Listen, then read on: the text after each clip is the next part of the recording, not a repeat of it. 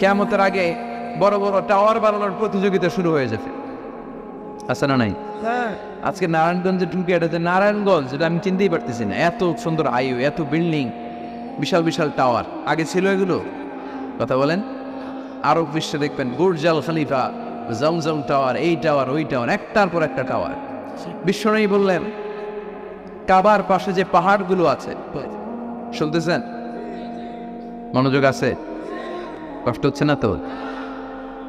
কাবার পাশে যে পাহাড়গুলো আছে, কাবার পাশে টাওয়ারের উচ্চতা যদি পাহাড়ের চেয়ে উঁচু হয়ে যায়, ফাআলাম ফাইন্নাল আমরা ক্বাদ আদাল্লাহ, জেনে রাখো কিয়ামত বেশি দূরে নাই, কিয়ামতের ছায়া তোমার উপরে ছায়া দিচ্ছে। এখন মক্কা শহরের পাহাড়ের চেয়ে হাইট বেশি এরকম বিল্ডিং আছে না নাই? কাবা ঘরের পাশেই তো একটা আছে জমজম টাওয়ার, 120 তলা উঁচু। দিবাকর টাওয়ার 120 তলা, বিশাল বড় ঘড়ি লাগানো, এগুলো সব কিয়ামতের আওয়াজ। ওর 5 তলা, আমার লাগবে 10 তলা।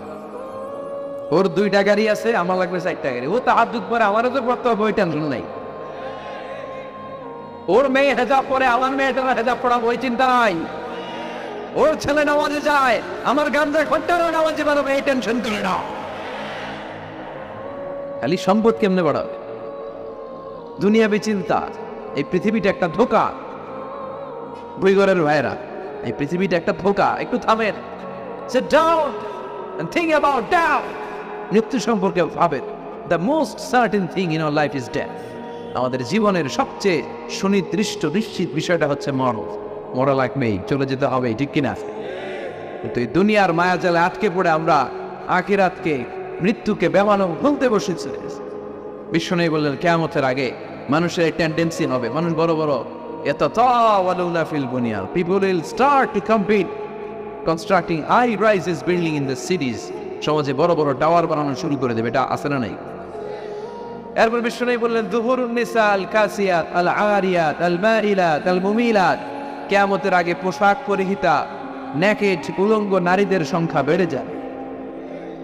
বুইগরে মাশাআল্লাহ সব পর্দা মেইনটেইন করে, আশা করি। হ্যাঁ, স্থানীয়রা পর্দা করে, আলহামদুলিল্লাহ, আল্লাহ তুমি কবুল কর। কিন্তু গোটা বাংলাদেশের দৃশ্য কি বুইগরের মতো? না, ভয়ঙ্কর। বিশ্বনবী বললেন কাসিয়াত আল আরিয়াত আল মাইলাত আল মুমিলাত, পোশাক পরিহিতা উলঙ্গিনী, মানে বোরকাও পড়বে, বোরকাওয়ালি। তিনি বোরকা পড়েন কিন্তু টাইট ফিটিং বোরকা, আছে না নাই? তো এতে আপনি, আমার মায়েরা, আমার বোনেরা, আমি আপনাদেরকে সবসময় সম্মান দিয়ে কথা বলার চেষ্টা করি, একটু বুঝবেন। এই যে আপনি টাইট ফিটিং এর বোরকাটা পরলেন, এতে লাভটা হলো কি? আপনার দেহের উঁচু নিচু ভাঁজ টের পাওয়া যায়, আপনার সৌন্দর্য প্রকাশ পেয়ে যায়। হেজাব আল্লাহ এমনি এমনি দেয়, যার সম্মান বেশি ওটার প্যাকেট বেশি। কথা কন। ডায়মন্ডের আংটি ওই রাস্তার মধ্যে বিক্রি করে না? স্বর্ণের আংটি না, ওইটা স্পেশাল মার্কেটে বিক্রি করে। কোনো মার্কেটের সামনে পুলিশ রাইফেল নিয়ে দাঁড়ায় থাকে না, কিন্তু স্বর্ণ মার্কেটের সামনে রাইফেল আছে না? ভিতরে স্পেশাল সিকিউরিটি আছে না নাই?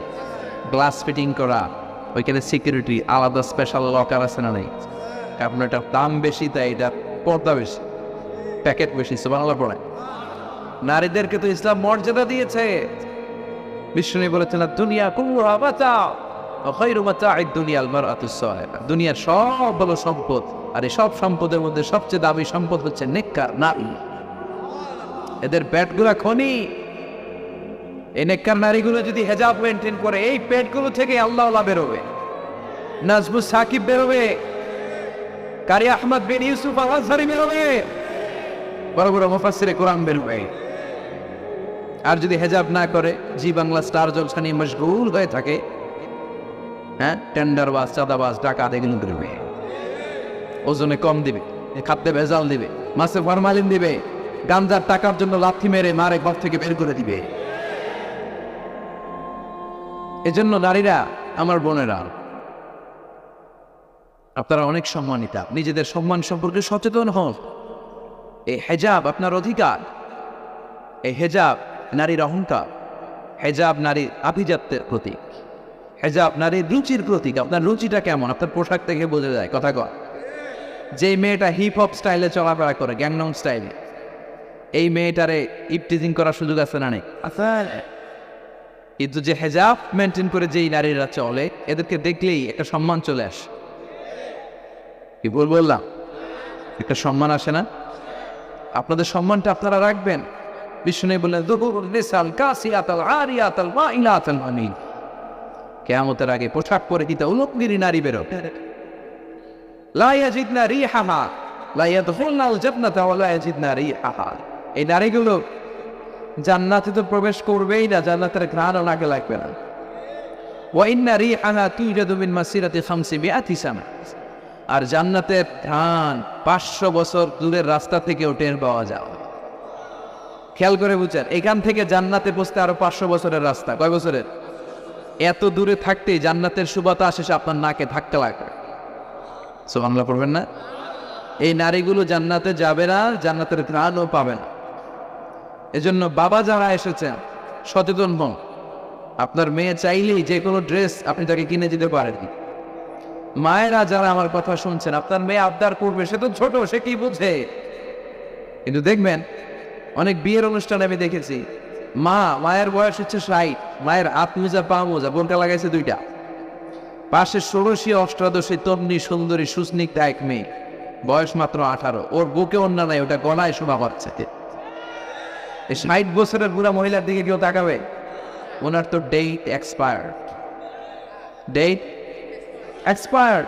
সৌন্দর্য যা ছিল সব শেষ, তার দিকে তাকাবে না। তার উঠতি বয়সের তরুণ মেয়েটার দিকে অনেকে তাকাবে, কারণ এটা জেনেটিক্যাল একটা ইস্যু। একটা পুরুষ একটা নারীর দিকে জেনেটিক্যালি আকৃষ্ট হবে, এটাই স্বাভাবিক, ঠিক কিনা? এই জন্য আপনার হাত মোজা পা মোজা আপনার দরকার ছিল না, আপনি পাতলা কাপড় পরলেও সমস্যা নাই। কথা কন, হাত মোজা পা মোজা দরকার ছিল আপনার যুবতী মেয়েটার হাতে, যুবতী মেয়েটার পায়ে। এজন্য আপনারা আপনাদের সম্মানকে বুঝবেন। যারা নারী স্বাধীনতার কথা বলে, নারী আন্দোলনের কথা বলে, এরা নারীদেরকে ঠকায়। এরা নারীদেরকে বিজ্ঞাপনের বিল বোর্ডে নগ্ন করে উপস্থাপন করে। রাস্তা দিয়ে হাঁটি, চোখ খুলতে পারি না। আমার মায়েরা, এরা আমার দেশের মেয়ে, এরা এই 56,000 বর্গ মাইলের মেয়ে। এই মেয়েগুলোকে উলঙ্গভাবে হাফ নেকেড করে এই সিনেমা হলগুলোর পোস্টারগুলো যে দেওয়া হয়েছে, এতে সম্মান বেড়েছে না কমেছে? ওদিকে চোখ তুলে তাকানো যায়? এই জন্য নারী স্বাধীনতার কথা যারা বলে, এদের কথায় হাতে পা দিবেন না। এরা আপনাদের সম্মান বাড়াতে চায় না, এরা আপনাদেরকে বিল বোর্ডে উঠাতে চায়, আপনাদেরকে উলঙ্গ করে রূপালী পর্দায় উঠাতে চায়, টিভির পর্দায় আপনাদেরকে নেগেট করে উপস্থাপন করতে চায়। এদের ঘরেই নারীরা বেশি নির্যাতিত হয়, এদের কাজের মেয়েরাই বেশি নির্যাতিতা। আর সুযোগ পেলে এরা ধর্ষণে সেঞ্চুরি করতে দেরি করে না। এজন্য নারীদেরকে সম্মান দিয়েছে ইসলাম। আমার বোনেরা, আমাদের সম্মান যেন আমরা রাখতে পারি। আল্লাহ তুমি বোঝার তৌফিক দান করো। এরপরে বিষ্ণু বললেন ইতাআতু যাওজা ওয়া উকুকুল উম। কিয়ামতের আগে বিয়ে করার পরে ছেলেগুলো মাকে ভুলে গিয়ে স্ত্রীর পেছনে পেছনে দৌড়াবে, স্ত্রীর আনুগত্য করবে। এরকম নমুনা আছে না নাই? বই ঘরে আছে? হ্যাঁ, কিছু কিছু মুরব্বী অনেক পজিটিভ, মাশাআল্লাহ, সবকিছুই অনেক কিছু কিছু অথবা নাই। এদিক থেকে আওয়াজ আসতেছে আছে, হয়তো কিছু কিছু আছে, কিছু কিছু নাই। জেনারেলাইজ করা ঠিক হবে না। তো এই জন্য মাকে ভুলে যাওয়া যাবে না। মায়ের দোয়া বড় দোয়া, মায়ের দোয়া সবাইকে কবুল। বুলেট মারলে বুলেট মিস হয়, মায়ের দোয়া মিস হয়? খবরদার। স্ত্রী চলে গেলে নতুন স্ত্রী পাওয়া যায়, মা মরে গেলে মা পাওয়া যায়? তাই বলে আমি বলছি না আপনার স্ত্রীকে ডিভোর্স দেন না, বুঝান, মাকেও বুঝান, স্ত্রীকেও বুঝান, বুঝানোর চেষ্টা করেন। সমাজের এখন সবচেয়ে বড় সমস্যাটা হচ্ছে শাশুড়িরা চায় আমি ডমিনেট করবই, আমার এতদিনের গড়া সংসার। বউ এসে কয় না আমি আইছি মাগার আমি সব খায় হলাম। আচ্ছা না নাই? এই যে সবাই ডমিনেট করতে যায়, এটা সমস্যা। সমাধানটা কি? সমাধানটা হচ্ছে আমাদের শাশুড়ি যারা আছে সমাজের, তাদের উচিত বৌমাটারে নিজের মেয়ের মতো মনে করা। নিজের মেয়ের যে এখানে বিয়ে দিছে ওইখানে কিন্তু খুব খোঁজ নেয়, মা তোর কি অবস্থা, তোর কষ্ট হইল কিনা, ইত্যাদি ইত্যাদি। কিন্তু ছেলের বউ করে যারা আনছে এর দিয়ে ইচ্ছে মতো কাজ করা, এরকম টাকা তাছাড়া নাই। ডাবল স্ট্যান্ডার্ড, এটা ঠিক না। আর বৌমা যারা আছেন, ঘরের বৌমা, এরা শাশুড়িকে একটু মায়ের মতো মনে করেন না, কারণ একদিন আপনিও শাশুড়ি হতে চলেছেন, একদিন আপনিও শাশুড়ি হবেন। রং ধরা যৌবন জং ধরে শেষ, আপনারও ছেলে হবে, এই ছেলের বিয়ে করাতে হবে, এই ছেলের বউ এসে আপনার ঘরে তাই করবে আপনি আপনার শাশুড়ির সাথে যা যা করেছেন। এই ছোট্ট হিসাবটা বুঝতে চায় না। শাশুড়ির উচিত বৌমাকে নিজের নিজের মেয়ের মতো করে আদর করা, যত্ন করা। বৌমাদের উচিত শাশুড়িকে মায়ের মতো সেবা করা। এই মিউচুয়াল আন্ডারস্ট্যান্ডিংটা থাকলে কোনো ঘরে আর ঝগড়া হবে? শাশুড়ি, বৌমা, আল্লাহ সবাই তুমি কবুল করো। তো কিয়ামতের আগে মারে ভুলে যাবে, মাকে ভুলে গিয়ে স্ত্রীর পেছনে পেছনে দৌড়াবে।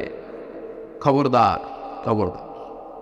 আপনি নামাজি হতে পারেন, মুসল্লি হতে পারেন, হাজী সাহেব হতে পারেন, কিন্তু মা যদি বদদোয়া দেয় আপনার সব শেষ, দুনিয়াও শেষ, আখিরাতও শেষ। মায়ের মর্যাদা বাবার চেয়ে 3 গুণ বেশি। হামালাত ছুঁড়ে ওহু, কারণ বাবা পেটে ধরে নাই, পেটে ধরছে কে? ওয়াহানান আলা ওয়াহান, 8 মাস 10 মাস এই বোঝাটা বাবা বহন করে নাই, করলো কে? ফিসালুহু ফি আমাই, 2 বছর বাবা দুধ খাওয়ায়নি, দুধ খাওয়ালো কে?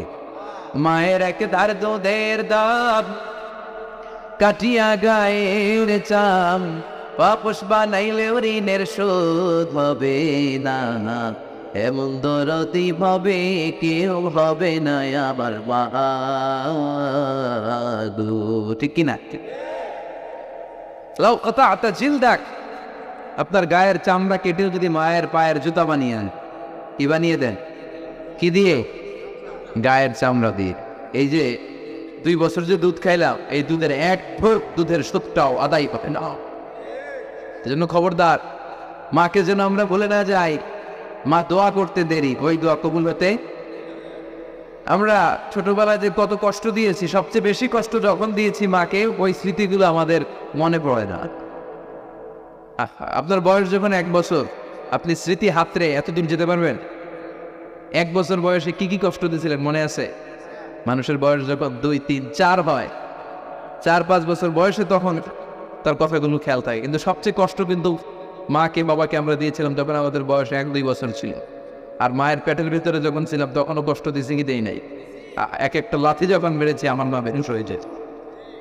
আমাকে আপনাকে জন্ম দিতে যে আপনাদের মা কতটা কষ্ট করেছেন খেয়াল করে শুন। চিকিৎসা বিজ্ঞানীরা বলে একজন সুস্থ মানুষ 45 ইউনিট পেইন, মানে ব্যথা, একসাথে সহ্য করতে পারে। ব্যথার তীব্রতা, সিভিয়ারনেস যদি এর চেয়ে বেড়ে যায়, হয়তো লোকটা বেহুশ হয়ে যাবে, না হয় মরে যাবে। কিন্তু আমার আর আপনার মা আমাকে আর আপনাকে জন্ম দিতে যে ওই ডেলিভারি যখন দিয়েছিল, 57+, 57 ইউনিটেরও বেশি ব্যথা তিনি সহ্য করেছিলেন। যেটা কোনো অ্যাক্সিডেন্টে আমাদের দেহে প্রত্যেকের 206টা হাড্ডি, কোনো সড়ক দুর্ঘটনায় আপনার দেহের 20টা হাড্ডি একসাথে টাস টাস করে ভেঙে গেলে যত ব্যথা, তার চেয়েও বেশি ব্যথা। যেন খবরদার, খবরদার, মাকে যেন আমরা ভুলে না যাই। মায়ের দোয়া যেন নেই। কখনো যদি মায়ের সাথে বেয়াদবি করে থাকি, আমরা যেন মাফ চেয়ে নিই। রাজি আছি তো যুবকেরা? রাজি আছি সবাই? আমরা সবাই মায়ের দোয়া নেব। মায়ের দোয়া ছাড়া কেউ জীবনে সফল হতে পারে? মা যার চলে গেছে তারা জানে, মা না থাকে কি যারা। হ্যাঁ, মায়ের কথা মনে পড়ে না? যখন রাত্রি নিঝুম এই চোখে একলা শূন্য ঘরে, তোমায় মনে পড়ে মাগো, তোমায় মনে পড়ে, জানি তোমার দোয়া পেলে উঠব সকল বাধা ঠেলে, তোমার দোয়া সকল কাজে ঝরছে মাথায় পড়ে, তোমায় মনে পড়ে মাগো, তোমায় মনে পড়ে, যখন রাত্রি নিঝুম এই চোখে ঘুম একলা শূন্য ঘরে, তোমায় মনে পড়ে মাগো, তোমায় মনে পড়ে। ঠিক কিনা? আমরা যারা মা হারা, বাবা হারা, আল্লাহর কাছে আমরা কামনা করি, আল্লাহ আমাদের বাবা মাকে তাদের কবরগুলোর তুমি জান্নাতের টুকরা বানিয়ে দাও। তো বিশ্বনবী যেটা বললেন এটাও আমাদের সমাজে পাওয়া যাচ্ছে, ঠিক কিনা? এরপর বিশ্বনবী বললেন যুখরুফাতুল মাসাজিদ ওয়াত্তাবাহি বিহা, কিয়ামতের আগে মসজিদ নিয়ে অহংকার শুরু হয়ে যাবে। মসজিদ নিয়ে দলাদলি, ভুই ঘরে মাশাআল্লাহ এগুলো নাই। ওই মসজিদ টাইলসের মসজিদ, আমরা এসি লাগাম, ওইটাতে 3 তলা করছে, আমরা 5 তলা করবো, ডিজাইন করবো এইগুলা, কিন্তু আমরাও যে নামাজ পড়বো এই চিন্তা নেই। কথা কোন? মসজিদের সৌন্দর্য হচ্ছে মুসল্লি দিয়ে, কি দিয়ে? কিন্তু আমাদের মসজিদগুলো মুসল্লি শুন, ফজরের সালাতে বেহাল দশা, কথা বলে, জোহরের সালাতে বেহাল দশা, আসরের বেহাল দশা, মাগরিবে একটু বাড়ে আসা আবার বেহাল দশা, কথা বলেন। এজন্য মসজিদে গিয়ে সালাত পড়তে হবে। মসজিদ নিয়ে বাড়াবাড়ি করা যাবে, দলাদলি করা যাবে না। মসজিদকে আমরা এত ডিজাইন করি, এটাও নিষেধ। মসজিদের সামনের দেয়ালে ঘড়ি টড়ি লাইটিং ফাইটিং এগুলো যত কম দেয়া যায়, তাহলে দৃষ্টিটা ওইদিকে যাবে, পেছনে হবে। যার ঘড়ি দেখা দরকার পেছন থেকে দেখে, সামনের জায়গাটা হবে ফ্রেশ। কিন্তু এরকম মসজিদ বাংলাদেশে খুঁজেই পাওয়া যায় না, কথা বলে। বিশ্বনবীর মসজিদ ছিল, বুখারীর বর্ণনা, ওয়াকানা সাফুল মসজিদে জারিদুন নাফাল, বিশ্বনবীর মসজিদে নববীর ছাদ ছিল খেজুর পাতা দিয়ে তৈরি, টালা দিয়ে তৈরি ছাদ। আর মসজিদে নববীর ফ্লোর ছিল বালুর ফ্লোর, বৃষ্টি হলে কাদামাটি হয়ে যেত। বিশ্বনবীর সাহাবীরা বর্ণনা করেন, রাআইতু রাসূলুল্লাহ সাল্লাল্লাহু আলাইহি ওয়াসাল্লাম ইয়াসজুদু ফিল বারি ওয়াত-তিন, কাদামাটির উপরে বিশ্বনবী সিজদা দিচ্ছেন, নামাজ পড়ছেন।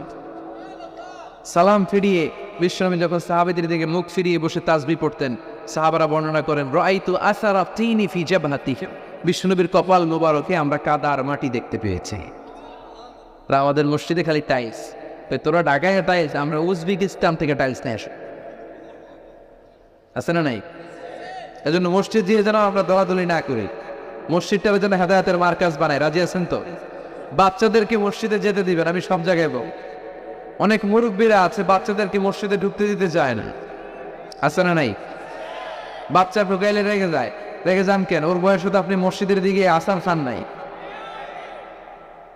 মসজিদের দিকে উল্টা করে আসার খান নাই। ও আসতে যাচ্ছে, আসতে দেন। বাচ্চারা মসজিদে আওয়াজ করবে, এতে কোনো সমস্যা নাই, বাচ্চারাই তো আওয়াজ করবে, আপনি করবেন? বাচ্চারা লাফালাফি করলে ভালো লাগে, 80 বছরের বুড়া মানুষ লাফ দিলে ভালো লাগবে? কথা কন, তোর বিশ্রী দেখা যায়। বাচ্চারা এরকম লাফালাফি করবে। তুরস্কের বিভিন্ন মসজিদের দেয়ালে ফেস্টুনে ব্যানারে লেখা থাকে, নামাজ চলা অবস্থায়, জামাত চলা অবস্থায় যদি পিছনে বাচ্চাদের আওয়াজ চিল্লাপাল্লা শুনতে পাওয়া না যায়, তাহলে ভবিষ্যৎ প্রজন্ম নিয়ে তোমাদের চিন্তায় থাকা উচিত। পিছনে বাচ্চাদের আওয়াজ নাই, তার মানে আমার নাতিপুতি, আমার ছেলেমেয়েরা তো নামাজই হচ্ছে না। আর তারাবি নামাজ পড়তেছে, পিছনে চিল্লায় ফাটায় ফেলাইতেছে, তার মানে ইনশাল্লাহ ভবিষ্যতে নাতিপুতিরা সবগুলা মুসল্লি হবে। কথা বলেন, বুঝায় দিবে, বাবারা দুষ্টামি করিস না, কিছুক্ষণ থামবে আবার শুরু করবে। এটাই বাচ্চাদের সৌন্দর্য, এটা বাচ্চারা করলেই মানায়। বাচ্চাদেরকে যেন আমরা মসজিদে নিয়ে যাই। রাজি আছেন তো? আল্লাহ বুঝার তৌফিক দান করো। বিশ্বনবী বললেন, ইয়াতাকারাবুজ জামান তাতাকারাবুল আসওয়াক, কিয়ামতের আগে ইয়াতাকারাবুজ জামান, সময়ের বরকত কমে যাবে। 1 বছর মনে হবে 1 মাস, 1 মাস মনে হবে 1 সপ্তাহ, 1 সপ্তাহকে মনে হবে 1 দিন। এই যে 4 বছর ধরে এখানে তাফসীর হয়, তাই না? কথা কয়। গত বছর আসছিলেন কারা কারা? হাত তোলেন। আসছে তো কম না, ভালোই আসছিল। হাত নামান। যে গত বছর ওয়াজ শুনে গেলেন, এই বছর আবার আসলেন, আপনাদের কি মনে হয় যে 1 বছর চলে গেছে? মনে হয় যে অল্প কয়েক মাসের ব্যবধানে এই বছরটা ঘুরে যেন আবার চলে আসে, এরকম মনে হয় না? বরকত উঠে নিচ্ছে কে? কথা বলেন। এরপর খাবারের স্বাদ উঠে নিচ্ছে কে? আগে খাবারের যে স্বাদ ছিল এখন এটা আছে? আগে ইলিশ মাছ রান্না করলে যে ঘ্রাণ হতো, এখন এই ঘ্রাণ পাওয়া যায়। আগে শোল মাছের ঝোল রান্না করলে যে স্বাদ হতো, আগে চিংড়ি মাছ রান্না করলে যে স্বাদ লাগতো, এখন এই স্বাদ পাওয়া যায়। সব তুলে নিল কে? দেখেন বিশ্বনবী যা যা বললেন তার প্রমাণ সমাজে আসছে না নাই? শুনতেছেন না? কষ্ট হচ্ছে? আর 2-1টা আলামত শুনবেন, শেষ করে দেই। শুনবেন আর কয়েক মিনিট? বিশ্বনবী বললেন, তাসলিমুল খাসা, কিয়ামতের আগে লোকজন শুধু পরিচিতদেরকে সালাম দিবে, অপরিচিতদেরকে সালাম দিতে চাইবে না। এরকম আছে না নাই? এই মুরব্বী চাচার চিনি চাচা আসসালাম, চিনি আসসালাম, ওদিকে চিনি আসসালাম আলাইকুম। কিন্তু অন্য একটা এলাকায় গেছি, ওখানে কাউরে চিনি না, সালামও দেয়। বাসে উঠছেন, কাউরে চিনেন না, সালাম দেন না, এরকম আছে না নাই? তো সালাম কি যাদেরকে চিনেন এদের জন্য? কথা কন। আলা মান আরাফতা ওমান লা তা'রিফ, যাকে চিনো সালাম দাও, যাকে চিনো না তাকেও দাও। আল বাদিউ বিস সালাম, বিশ্বনবী বলেন আগে আগে দাও। আল বাদিউ বিস সালাম বারিউম মিনাল কিবর, আগে আগে যে সালাম দেয় তার হৃদয় থেকে অহংকার মুক্ত করে দেয় কে? অহংকার মুক্ত হওয়ার দরকার আছে না নাই? যার হৃদয়ে যারা পরিমাণ অহংকার থাকবে সে জান্নাতে প্রবেশ করতে পারবে? কথা বলেন। এই জন্য আমরা আগে আগে সালাম দিই। দুই ঘরের ভাইয়েরা, ছোটরা বড়দেরকে দিব, বড়রা ছোটদেরকে দিব, হাজব্যান্ড ওয়াইফকে দিব, ওয়াইফ হাজব্যান্ডকে দিব। রাজি আছেন তো? আজকে যারা স্বামী যারা আসছেন বাড়িতে যেই ভাবির আগে সালাম দেন। রাজি আছেন? কথা কয় না, আওয়াজ ছোট হয়ে গেছে। পাওয়া যাবে? আপনি আগে সালাম দিবেন, এটা দেখে আপনার স্ত্রী লজ্জা পেয়ে আপনার আগে দিবে, এগুলো দেখে বাচ্চারা সালাম শিখে ফেলবে। সুবহানাল্লাহ করবেন না? আমরা কি চাই না আমাদের ফ্যামিলিগুলো এরকম সুন্দর হোক? আমরা কি চাই না আমাদের ফ্যামিলিগুলো জান্নাতি হোক? এরপরে বিশ্বনবী বললেন, খুতাবুকুম তাবিলা সালাওয়াতুকুম কাসীরা, কিয়ামতের আগে খুতবাগুলো লম্বা হবে আর সালাতগুলো খাটো হয়ে যাবে। এই যে বক্তব্য লম্বা, নামাজ হয়ে যায় খাটো, আছে না নাই? হুজুর ওয়াজ করেন, ওয়াজ টেস্ট লাগে, নামাজ টেস্ট লাগে না, আছে না নাই? এশার নামাজে পড়ে না, ফজর নামাজে পড়ে না, রাত 2টা পর্যন্ত ওয়াজ শুনে, আছে না নাই? এরকম করা যাবে? নামাজ কামাই করা যাবে না। সবার আগে হবে নামাজের হিসাব। নামাজের হিসাব ঠিক তো আপনার পুরো আমল নামাজ ঠিক। নামাজের ভেজাল তো সব জায়গায় ভেজাল। প্রথম হিসাব নেওয়া হবে এই সালাতের, খবরদার। এরপরে বিশ্বনবী বললেন, লা ইউকসিমুল মিরাস আলা ওয়াজহিন সাহিহ। বিশ্বনবীর হাদিস থেকে এরকম বর্ণনা পাওয়া যায়, এর মাফহুম হচ্ছে লা ইউকসিমুল মিরাস আলা ওয়াজহিন সাহিহ, সহিহ পদ্ধতিতে মিরাজ বণ্টিত হবে না। লিযযাকারি মিসলু হাযযিল উনসায়াইন, সব বাবাদেরকে আল্লাহ বললেন উত্তরাধিকারের বন্টন নীতি তুমি মেনে ছেলে মেয়েদের মধ্যে বন্টন করে দিবা। ছেলের দিবা 14, মেয়ের দিবা অর্ধেক। কার আইন? কথা বলেন, আইনটা কার? ছেলে মেয়ে বুঝি 2 লাখ দেন, মেয়েরে চিল্লায় বলেন। ছেলে 2 লাখ পেলে মেয়ে কয় লাখ? ছেলে 4টা বাড়ি পেলে মেয়ে কয়টা বাড়ি? অনেক বাবা আছে মেয়েরা কয়, মা তোর বাইরে সব দিয়ে দিলাম, তোর লেগে দোয়া করে দিলাম। হাত তুলছেন না? মেয়ের লেগে কি করে দেয় আর বাইরে সব দিয়ে দেয়। এগুলো ডাকাত। এগুলো কি 2 ঘরে মাশাআল্লাহ এরকম ডাকাত টাকাত নাই। এরা মতে হেলে দুলে নুরানি তলোকে আসে হায়, সারা দুনিয়ার হেরে মেরে পর্দা খুলে খুলে যায়। সে যে আমার কামলিওয়ালা কামলিওয়ালা, তার ভাবে বিভোর রাজা পায়ের তলে, পর্বত জঙ্গল টলে মাল টলে, কুরমা খেজুর বাদাম জাফরানি ফুল ঝরে ঝরে যায়। সে যে আমার কামলিওয়ালা কামলিওয়ালা। সুবহানাল্লাহ পড়েন। এই কামলিওয়ালা নবীর আগমনটাই কিয়ামতের প্রথম আলামত। তাহলে প্রথম আলামত আমরা পাইছি কি পাই নাই? ঠিক। এরপরে বিষ্ণু বলেছেন, যুহুর কাসরাতিল ফিতান বিআনওয়াইহা, কিয়ামতের আগ দিয়ে সমাজে ফিতনা ফাসাদ বেড়ে যাবে। পারিবারিক ফিতনা আমাদের আছে না নাই? সামাজিক ফিতনা, একটু আওয়াজ করে উত্তর দিবেন। রাষ্ট্রীয় ফিতনা, নারী ঘটিত ফিতনা, খালি ফিতনা। আপনি যেদিকে তাকাবেন ওইদিকে ফিতনা। আপনি চাইলেও আপনার ইমান বাঁচাতে পারছেন না। আমরা চাই আমার চোখটা হেফাজত করব, পারছি না। ইউটিউবে ঢুকলাম জাকির নায়েকের লেকচার শুনে, ইউটিউবে ঢুকলাম শায়েখ সুদাইসের তেলাওয়াত শুনে, ওদিকে তেলাওয়াত বাজে আর নিচে সাজেস্টেড ল্যাংটা ভিডিও আছে না নাই? কই যাবো আমরা? এইভাবে বাঁচাবো আমাদের চোখ? বায়ে অশ্লীলতা দেখে ডানে তাকায়, দেখি ওদিকে অশ্লীলতা, আবার বায়ে তাকায় ওখানে অশ্লীলতা, সামনে তাকাই অশ্লীলতা, আবার পেছনে তাকাই অশ্লীলতা, নিচে তাকাই অশ্লীলতা, উপরে তাকাই ওদিকে অশ্লীলতা। আমরা যাব কই? আর নাযার সাহমুন মাসমুম মিন সিহাম ইবলিস, এই দৃষ্টি শয়তানের বিষ মাখানো তীরবানের মধ্য থেকে ভয়ঙ্কর তীর। এই তীর দিয়ে শয়তান যুবক যুবতীদেরকে কাবু করে ফেলে। একটা যুবক যুবতীর মধ্যে প্রথমে আই কন্ট্যাক্ট হয়। কি হয়? প্রথমে আই কন্ট্যাক্ট, চোখে চোখে একটা ভাব বিনিময়, হ্যাঁ। এরপরে SMS এর আদান প্রদান হয়, কথা বলেন। এরপরে ডেটিং হয়, ডেটিং কি হয়? এরপর হয় গার্লফ্রেন্ড বয়ফ্রেন্ড, আছে না নাই? এগুলো বইঘরে নাই। বইঘরের ছেলেপেলেরা আল্লাহ, হ্যাঁ। কি ভয়ঙ্কর অবস্থা। আমরা ছোটবেলায় এই সমস্ত গার্লফ্রেন্ড বয়ফ্রেন্ড কি বুঝতামই না। এখন ক্লাস 5 থেকে শুরু, ক্লাসে যারা যারা আছে ভাগাভাগি হয়ে যায় কোন টাকা আছে না নাই, কয় এইটা আমার মানে আমার ফ্রেন্ড, এটা আমার এই কি ফ্রেন্ড গার্লফ্রেন্ড, এটা আমার গার্লফ্রেন্ড, তো এটা তোর গার্লফ্রেন্ড আছে না নাই। আবার এটার সংক্ষেপ করছে, কয় জিএফ। কি কয়? তোমাদের এগুলা নাই তো?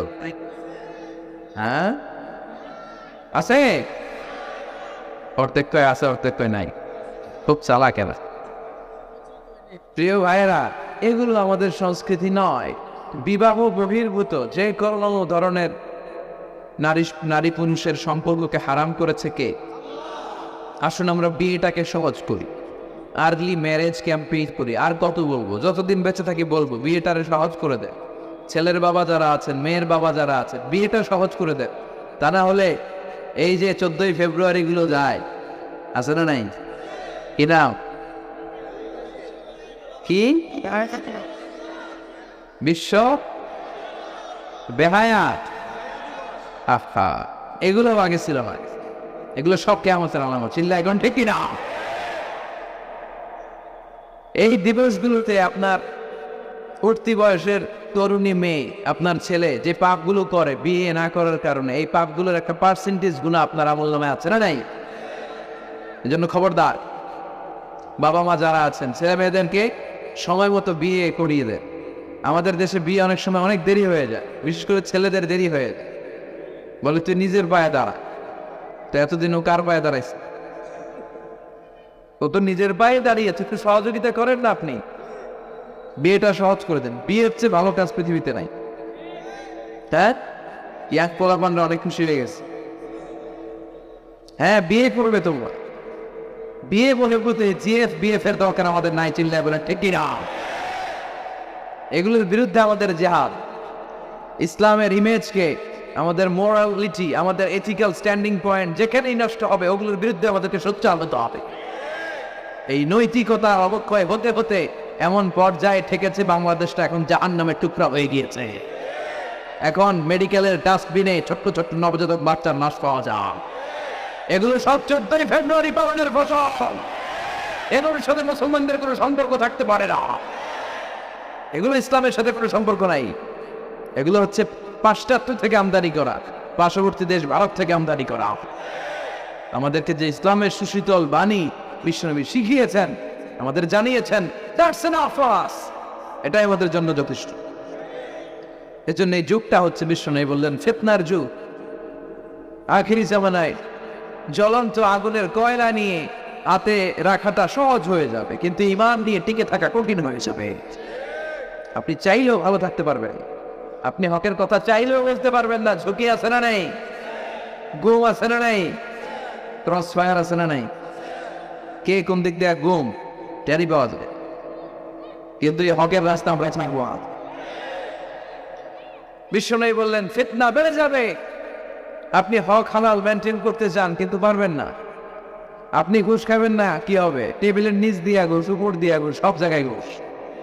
আপনার পাশে যে চাকরি করে সে খায় ঘুষ, ও খায় ঘুষ, নিচের কর্মচারী খায় ঘুষ, উপরের বসও খায় ঘুষ। কথা বলেন, আপনি চাইলেও পারছেন না। এজন্য বিশ্বনবী সবসময় দোয়া করতেন, আল্লাহ ফিতনা থেকে আমাদেরকে বাঁচাও। বিশ্বনবী পড়তেন, আল্লাহুম্মা ইন্না নাউযু বিকা মিনাল ফিতান মা যাহারা মিনহা মা বাচান। হে আল্লাহ, প্রকাশ্য অপ্রকাশ্য সব ফিতনা থেকে তুমি আমাদেরকে বাঁচাও। চিল্লায় পড়েন আমিন। আওয়াজ করে আমার সাথে পড়েন, আল্লাহুম্মা ইন্না নাউযু বিকা মিনাল ফিতান মা যাহারা মিনহা ওয়া মা বাচান। এর মানে হচ্ছে, হে আল্লাহ, প্রকাশ্য অপ্রকাশ্য, দেখা যায় দেখা যায় না, এরকম সব ফিতনা থেকে তুমি আমাদেরকে বাঁচাও। তাহলে এই যে বিশ্বনবী বললেন কিয়ামতের আগে ফিতনা বেড়ে যাবে, এই আলামতটা সমাজে আছে না নাই? আমাদের আশেপাশে ফিতনা আছে না? আচ্ছা, এরপরে বিশ্বনবী বললেন, খুরুজ মুদ্দাঈন নবুওয়া, কিয়ামতের আগ দিয়ে ভণ্ড নবী দাবিদার বেড়ে যাবে। বুখারীর বর্ণনায় বিশ্বনবী বললেন, ততক্ষণ পর্যন্ত কিয়ামত হবে না যতক্ষণ না 30 জন ভণ্ড নবী দাবিদার বেরোবে। ভণ্ড নবী দাবিদার, একটাও নবী না। কুল্লুহুম কাযযাবুন দাজ্জালুন, সবগুলো মিথ্যাবাদী, কাযযাব আর দাজ্জাল। বিশ্ব নবী হচ্ছেন সর্বশেষ নবী। আমার নবীর পরে আর কোন নবী আসবে? আমার রসুলের পরে আর কোন রসুল আসবে? এই কথাটা যারা মানবে না তার ঈমান থাকবে। মা কানা মুহাম্মাদুন আবা আহাদিম মির রিজালিকুম ওয়ালাকিন রাসূলুল্লাহি ওয়া খাতামান নাবিয়্যিন। মুহাম্মদ তোমাদের কোন ছেলেদের পিতা নয়, তিনি হলেন আল্লাহর রাসূল, তিনি হলেন শেষ রাসূল, খাতামান নাবিয়্যিন। সাইয়েদনা আদম থেকে শুরু করে নবী আসার যে ধারাবাহিকতা, এটা বিশ্ব নবীর মাধ্যমে এই চেইনটাকে কাট আপ করে দিয়েছে কে? আমার নবীর পরে কোনো নবী নাই। বিশ্ব নবী বলতেন লা নাবিয়্যা বা'দি ওয়ালা রাসূল, আমার পরে নবীও নাই, রাসূলও নাই, তবে লাউ কানা বা'দি নাবিয়্যুন লাকানা উমর, আমার পরে যদি কেউ নবী হতো আমার সাহাবী উমর নবী হয়ে যেতেন। প্রভু তুমি বলেছ রাসূল দেবে না, বলনি দেবে না অমর, বলনি দেবে না হাজাতারি, খালিদ বিজয়ী সমর। প্রভু তুমি বলেছ রাসূল দেবে না, বলনি দেবে না অমর, বলনি দেবে না হাজাতারি, খালিদ বিজয়ী সমর। প্রভু তুমি বলেছ রাসূল দেবে না। সুবহানাল্লাহ পড়েন।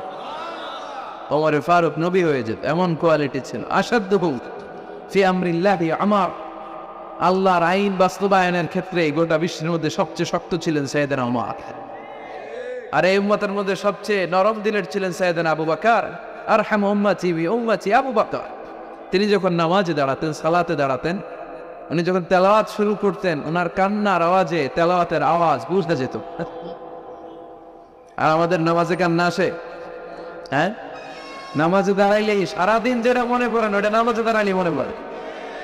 আসলে নাই, নামাজেও দাঁড়ায়, আবার বিপিএল এ কি হইলো ওই টেনশন আসলে নাই। নামাজও পড়ে, আবার বাসায় গিয়ে আউল। এখন তো আবার উনি কি এমপি না, মাননীয় এমপি মাশরাফি। এমপি বললে কেমন জানে লাগে, শুধু মাশরাফি বলতে ভালো লাগে, কথা গাও। তো উনি কি আউট নাকি সৎকা, এই টেনশন গুলো আছে না নাই? এই তো আমাদের নামাজ, এই নামাজগুলো মিজানের পাল্লায় উঠালে কোনো ওজন হবে? কথা বলেন। বিশ্বনবী যখন সালাত পড়তেন, বিশ্বনবীর পা গুলো ফুলে হাত্তা তাতাওয়াররাম কাদামা, টিউমার যেমনি ফুলে থাকে বিশ্বনবীর পা গুলো ফুলে যেত। তাহাজ্জুদ পড়তে পড়তে দাঁড়িয়ে থাকতে থাকতে হাত দুইটা প্যারালাইজড হয়ে যেত, আর নাড়াতে পারে না। এরপরে তিনি হাত ছেড়ে দিতেন প্রশান্তির জন্য, এরপরে হাত ছেড়ে দিয়ে কেরাত পড়তেন। আবার যখন আল্লাহ তো আবার পড়তেন সুবহানাল্লাহ পড়তেন। আলী কারামাল্লাহু ওয়াজহার পায়ের ভেতরে এক যুদ্ধে তীর ঢুকে গেল। এই তীর টেনে বের করা যায়, তীর টান দিলে উনি চিৎকার করেন, জখম হয়েছে অনেক ভিতরে। বিশ্বনবী বললেন আরে না বিসসালাহ ইয়া বিলাল, আকিমিস সালাহ, বেলাল আযান দাও, নামাজ শুরু করেছে। নামাজ শুরুর আগে আরেক সাহাবীরে বললেন আলী যখন জামাতের কাতারে দাঁড়াবে, তুমি নামাজে না দাঁড়িয়ে আলীর পায়ের সামনে যে ওই পায়ের তীরটা টান দিয়ে বের করবা। সুবহানাল্লাহ পড়েন। একামত হলো, বিশ্বনবী সালাত শুরু করলেন। বিশ্বনবীর কথা অনুযায়ী ওই সাহাবী যে আলী কারামাল্লাহু ওয়াজহার পা থেকে টান দিয়ে তীরটা বের করে নিয়ে আসলেন, ফিনকি দিয়ে রক্ত বেরোলো, জায়গাটা রক্তে সয়লা, কিন্তু সাইয়েদনা আলী কারামাল্লাহু ওয়াজহা টেরি পায়নি। সালাত শেষ, উনি দেখেন পায়ের মধ্যে তীর নাই, রক্তের সয়লাভ, যেখানে দাঁড়ালেন ওখানে খালি রক্ত। বিশ্বনবীরে বললেন ও নবী আমার পায়ের তীর কই? বিশ্বনবী বললেন আলী রে, আমি জানি তুমি যখন যায় নামাজের জন্য দাঁড়িয়ে যাও, তিন দুনিয়ার হুশ তোমার থাকে না, তোমার হৃদয়টা এখানে থাকে না, দেহটা এখানে থাকে, হৃদয়টা চলে যায় আল্লাহর আরশের উপরে। ওনাদেরও নামাজ, আমাদেরও নামাজ। সাহাবারা যখন মরুভূমিতে নামাজ পড়তেন, মরুভূমির পাখিগুলো এসে সাহাবাদের মাথার উপরে বসে যেত। পাখিগুলো মনে করতো এগুলো মরুভূমির খেজুর গাছটা সব কি হবে, কারণ নড়ে চড়ে না তো, আমাদের মতো এরকম দাড়ি চুলটা না, এরকম জামা ঠিক করে না, দাঁড়াইছে তো দাঁড়াইছে। সুবহানাল্লাহ পড়েন। তো এবাদতে এরকম আন্তরিকতা, একাগ্রতার দরকার আছে না নাই? বিশ্বনবীর পরে কোনো নবী হবে না, কিন্তু বিশ্বনবী বললেন কিয়ামত আগে এরকম অনেক ভণ্ড নবী দাবিদার বেরোবে। বিশ্বনবীর সময়কালেই এক ভণ্ড নবী দাবিদার বের হয়েছিল, ওর নাম হচ্ছে মুসাইলামাতুল কাযযাব। এসে বলে, মুহাম্মদ আন-নবুওয়া নিসফুন লাকা ওয়া নিসফুন লি, তুমি একা নবী নও, নবুয়ত অর্ধেক তোমার অর্ধেক আমার, আমারটা আমারে বুঝায় দাও। বিষ্ণু বললেন, তোরে বুঝাই দেবো, আনতা লাস্তা মুসাইলামা ফাকাত আনতা মুসাইলামাতুল কাযযাব, আজ থেকে তুই শুধু মুসাইলামা না, তুই ভণ্ড মুসাইলামা, তুই মিথ্যাবাদী মুসাইলামা। বিশ্বনবীর পরে এরকম আলজেরিয়াতে অনেক ভণ্ড নবী দাবিদার বের হয়েছে। এই যে ভারতবর্ষের ইন্ডিয়া পাকিস্তান, এখানে পাঞ্জাব একটা এলাকা আছে, নাম শুনছেন? গোলাম মির্জা গোলাম আহমদ কাদিয়ানী, এই বেয়াদবটাও নবুয়ত দাবি করেছে। নাউজুবিল্লাহ পড়তে পারলেন না? সে প্রথমে দাবি করছে আমি শেষ নবী, এরপরে সে দাবি করছে আমি ইমাম মাহাদি, এরপর সে দাবি করছে আমি ঈসা আল মাসীহ। এই ভণ্ডটার অনুসারী বাংলার জমিনে আছে না নাই?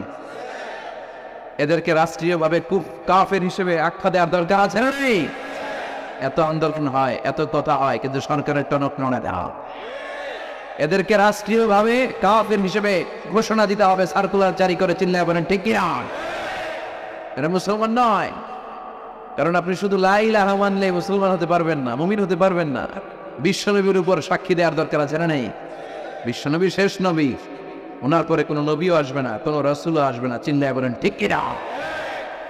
এই বেয়াদবটা পায়খানা করতে যায়, টাঙ্কি ভাঙ্গা বইয়ের টাঙ্কিতে বইরা মারছে, শত শত বছরের ময়লা পায়খানাটার মধ্যে জমা, গরু খাইতে খাইতে পেটটা হয়েছে তো আর বলে না, আল্লাহকে খা, জন্মের খাওয়া। নবীরা যেখানে মারা যায়, নবীরা নিজে পবিত্র, যেখানে মরে ওই জায়গাটাও, কিন্তু বেয়াদবটা কই মরছে? হ্যাঁ, বাথরুমের টাঙ্কির ভিতর। তো মেথর নিয়ে আসা হয়েছে, মেথর ভাইরা এসে রশি দিয়ে ওটার উঠায়, কিছু দূর ওঠার পরে এত ওজন, রশি টসি ভাঙ্গে আবার দশ করে পড়ে, আবার উঠায়, আবার আল্লাহকে জন্ম তো গু খাইয়া নেই। বিষ্ণুর সাথে বেয়াদবি করেছিস, তোর ইজ্জতের 12টা আমি বাজায় দিলাম, চিল্লা এখন ঠিক কিনা? যারাই বিষ্ণুবীর সম্মান নিয়ে ছিনিমিনি খেলেছে, তাদের রেহাই দুনিয়াতেও নাই, আখেরাতেও না। এই মুসাইলমা দুনিয়াতেই অপমানিত হয়েছিল। সে বিশ্বনবীকে নকল করত, কপি করত, বেয়াদবি করত, স্পর্ধা দেখাতো। বিশ্বনবী কোনো গাছের মধ্যে হাত লাগালে ওই গাছের ফলন বেড়ে যেত। সে বলতো আমি নবী, তার এলাকার লোকেরা বলে তাহলে বিশ্বনবী মুহাম্মদের মতো তুমি আমাদের এলাকার গাছে হাত লাগাও। সে কোনো গাছে হাত লাগাইলে ওই গাছের সব ফল মরে যেত। বিশ্বনবী কোনো লোনা পানির কুয়ার ভেতরে অজু করে কুলির পানি ফেললে ওই লোনা পানির কুয়া মিঠা পানির কুয়াতে পরিণত হতো। আর এই বদমাসটা যদি মিঠা পানির কুয়ার মধ্যে কুলি ফেলাইতো, ওইটা লোনা পানির কুয়া হয়ে যেত। বিশ্বনবী মদিনাতে আসার পরে মদিনার নিউ বর্ন বেবিদেরকে বিশ্বনবীর কাছে নিয়ে আসা হতো। বিশ্বনবী তাদেরকে তাহনিক করাতেন। তাহনিক মানে খেজুর হালকা একটু খেয়ে বিশ্বনবী লালা লাগিয়ে, বিশ্বনবী লালা মোবারকটাই বাচ্চার ঠোঁটের মধ্যে বিশ্বনবী লাগিয়ে দিতেন। এখন বিশ্বনবী নাই, আলেমদের কাছে যাবেন, তিন হুজুরের কাছে যাবেন, হাফেজ সাহেব হুজুরের কাছে যাবেন, হুজুর মধু খেয়ে বাচ্চার মুখে লাগাই দিবে। উনি যে সবসময় কোরআন পড়েন, ওনার সিনাতে যে কোরআন, ওইটার কথা ছাড়া নেই। বিশ্বনবী তাহনিক করতেন, খেজুর খেয়ে ওই লালা মিশ্রিত খেজুর বাচ্চার মুখে লাগিয়ে দিতেন, আর বাচ্চার মাথায় হাত তুলিয়ে দিতেন। বিশ্বনবীর হাত মদিনার যে সমস্ত নবজাতক বাচ্চাদের মাথায় লেগেছে, বাচ্চাদের মাথার চুল বড় করে দিয়েছে কে? সেও বিশ্বনবীর মতো অ্যাক্টিং করত। তার কাছে নবজাতক বাচ্চা নিলে সেও তাহনিক করতো। তাহনিক করার সাথে সাথে বাচ্চা বমি শুরু করে দিত। আর মাথায় হাত লাগাই দিলে মাথার চুল বাড়াতো, বড় কথা, আজীবনে বাচ্চাগুলো টাক মাথা থাকতো। কি করতো? টাক মাথা। তার মানে বেয়াদবির পরিণাম, অপমান দুনিয়া থেকেই শুরু হয়ে যায়। তো বিশ্বনবী বললেন এই ভণ্ডদের আবির্ভাব শুরু হবে। আমাদের এই সমাজে ভণ্ড আছে না নেই?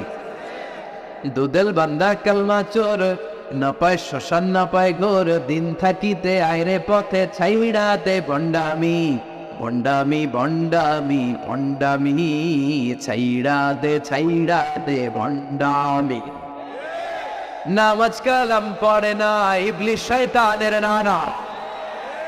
আছে না এরকম? ইসলামের লেবাস লাগায়, দাড়ি রাখে, চুল বড় রাখে, জট পাকায় রাখে, রোজা নাই, নামাজ নাই, পরিচ্ছন্নতা নাই, আতর নাই, গোসল নাই। আছে না নাই? এরকম ভণ্ড পীর আছে না নাই? হক্কানি পীর যারা, তাদের বিরুদ্ধে আমার কোনো কথা নাই। কারণ এদেশে অনেক লক্ষ লক্ষ হিন্দুরা এই আক্কানি পীরদের হাতে হাত রেখেই কালিমা পড়ে মুসলমান হয়েছে। তাদেরকে আমরা সাপোর্ট করি। আমাদের বিরুদ্ধাচারণা ভূমিকা হচ্ছে ভণ্ডদের বিরুদ্ধে। এই দেশে এত ভণ্ড পীর, এই দেশে যত ভণ্ড পীর আছে অনেক দেশের জনসংখ্যাও এত নাই। কথা বলেন, অনেক ভণ্ড পীর আছে সারা বছর নাকি গোসল করে না, বছরে করে একবার ওই গোসলের পানি মুরিদরা খায় সব সবাই আছে না নাই? এগুলোর সাথে আমাদের কোনো সম্পর্ক। বিশ্বনবী বললেন এরকম ভণ্ডদের আবির্ভাব সমাজে হবে কিয়ামতের আগে। এই আলামতটা সমাজে আছে না নাই? দেখেন বিশ্বনবী যাই বললেন অক্ষরে অক্ষরে মিলে যায়। এরপরে বিশ্বনবী ফরমান কাসরাতুল হারাজ, কিয়ামতের আগে হারাজ বেড়ে যাবে। সাহাবারা বললেন ওমাল হারাজ ইয়া রাসূলুল্লাহ, হে নবী হারাজ কি? বিশ্বনবী বললেন হাদা হুয়াল হারাজ, হাদা হুয়াল হারাজ। কি বুঝলেন? মারামারি, কোপাকুপি, যুদ্ধ আছে না নাই? আমরা কি যুদ্ধ চাই?